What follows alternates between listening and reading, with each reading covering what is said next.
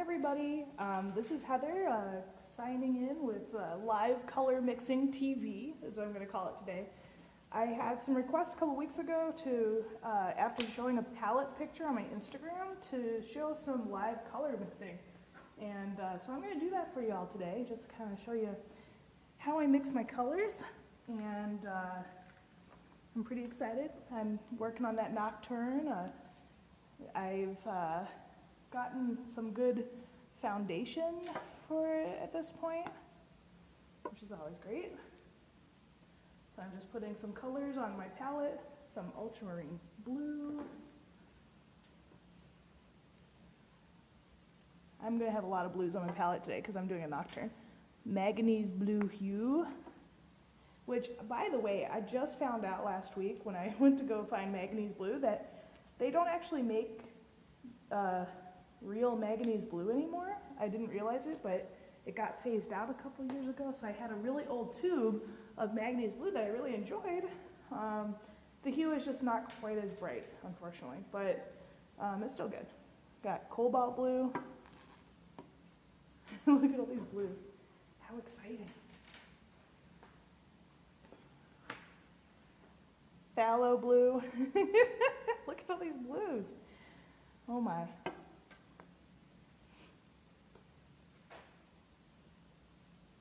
Why do I want all these blues? Well, each one has a different property to them that is helpful while I'm painting. Some of these are kind of more shortcuts than anything. I could just do like a super limited palette and choose my 5 favorite colors on the color wheel and then mix everything from there, but with a limited palette, you're always going to have kind of limited color combinations to a certain extent just because of the way things mix. Alright, and I've been using a lot of radiant white lately.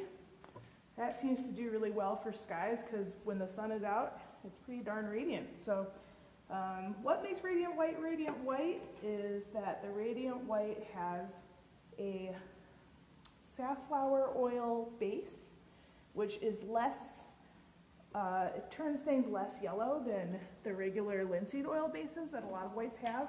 There's regular titanium white otherwise, but it does come out a lot more clean and pure. And I have some other colors that I had pre-mixed on my palette from last week. I haven't been able to touch this painting for a little bit, which is okay because things are kind of dry enough that I can actually start layering on colors. So let's see here. I'm going to kind of concentrate on my medium blue tones.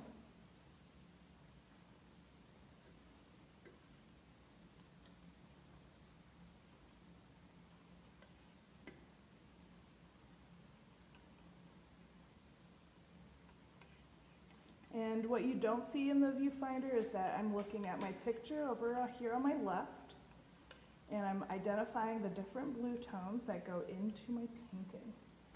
That's a nice one. That's a nice dark. I'm going to put it down here. So this is kind of where my more dark colors go. Maybe I'm going to smear out a little bit of that and just add a little purple as you're getting closer to the purple here. This is a dioxine purple. It's a nice, vivid, slow-drying purple that I enjoy. It really adds a lot of character to my pieces.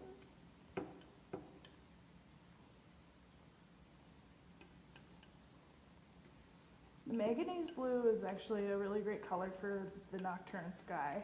Mixed with a little phthalo, it's like pretty great, pretty great.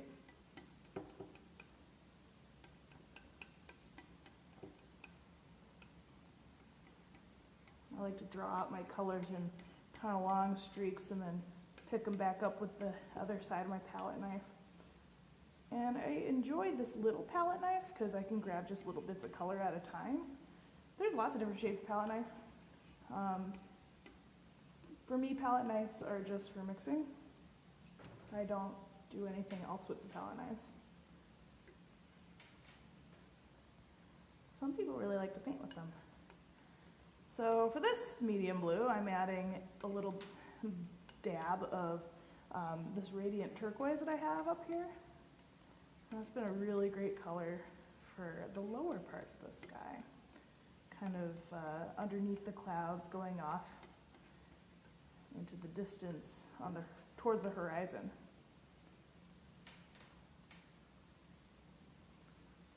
Nice variety.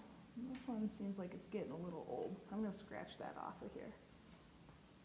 I sometimes save my colors, especially if they're a little thicker, but if they get old, they will get too chunky. Hey Ryan, will you turn that down a little bit, honey? I have my son Ryan here in the studio with me right now. He usually comes, visits me after school, and we work sometimes alongside each other.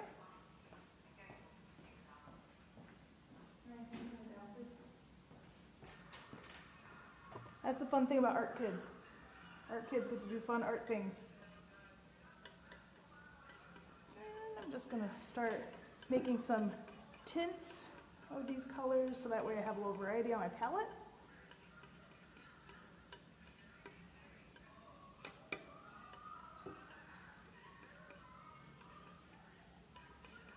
I call this speed mixing. You can kind of see that it's happening kind of quickly. And I just take from the last color and make something a little bit lighter so that way, you know, I can start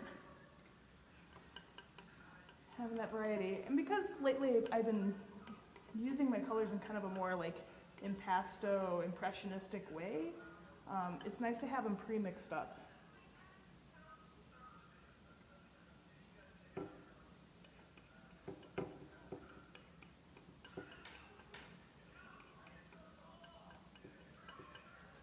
The nice thing about mixing colors is that there's so many possibilities.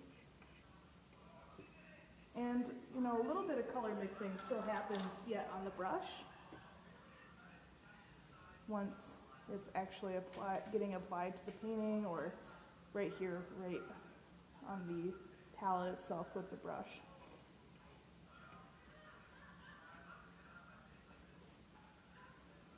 I'd like to make a tint of this one too. There's not tons of that color, so I'll just make a little bit and see what that looks like. And if I need to, I'll mix up more later.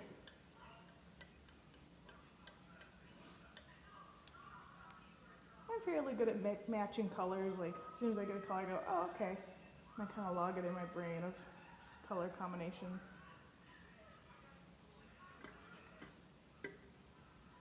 No, it's going to be some combination of these blues, and it doesn't always get the same, but a little variety is kind of nice too.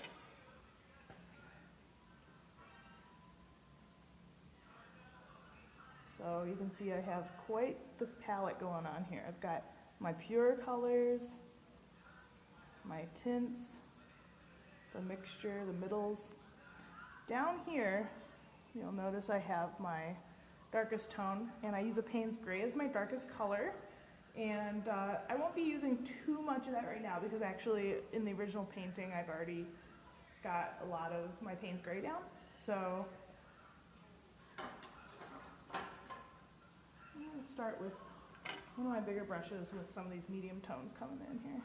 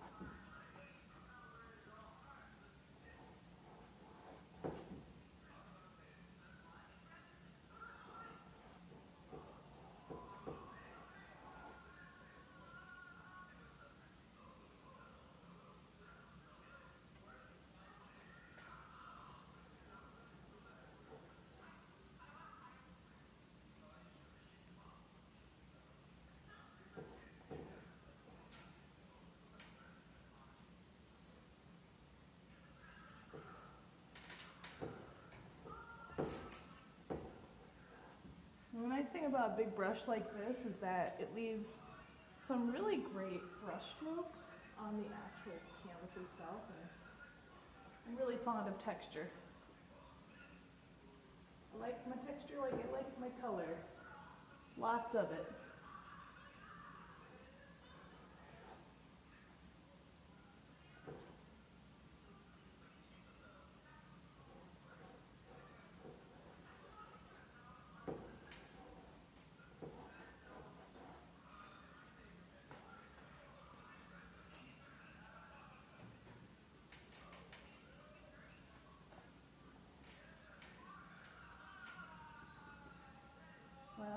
hopefully from here on out, the video stream is going to be fairly